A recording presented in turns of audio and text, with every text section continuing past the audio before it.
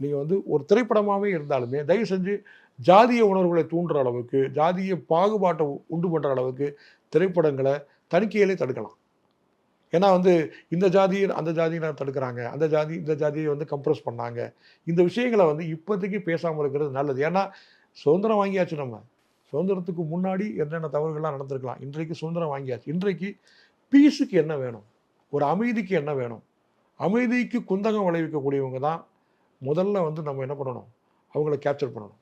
இல்ல அதுதானே சார் மாரி இப்ப நான் ஏற்கனவே சொன்ன மாரி மாரி செல்வராஜ் அவர்களோட படத்தெல்லாம் பார்த்தீங்கன்னா, மாமன்னன் எடுத்துக்கிட்டாலும் சரி, கர்ணன் எடுத்துக்கிட்டாலும் சரி, சமீபத்தில இந்த பைசன் எடுத்துக்கிட்டாலும் சரி, ஒரு அமைதி தானே சார் காட்டுறாரு. இவங்கலாம் வந்து நசுக்கப்படுறாங்க.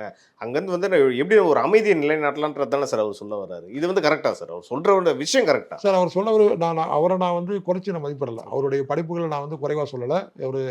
அவருடைய பரியேறும் பெருமாள்லாம் ஒரு கண்டிப்பா. சிறந்த படைப்பு. அதெல்லாம் நம்ம மாறுபட்ட கருத்து இல்ல வந்து. அதே மாரி மாமன்னன் ஆகட்டும், அதெல்லாம் நான் ரொம்ப ரசிச்சு பார்த்தோம். ஏன்னா ஒரு ஒரு சபாநாயகர் அவர்களுக்கு எந்த ஆ அளவுக்கு தன ஜெயலலிதா அவர்கள் என்ன முக்கியத்துவம் குடுத்தாங்க, தனபாலுக்கு நடந்த அப்படின்றத வந்து ரொம்ப அருமையா அவர் வந்து கண்டிப்பா. பிரசன்ட் பண்ணியிருந்தார்.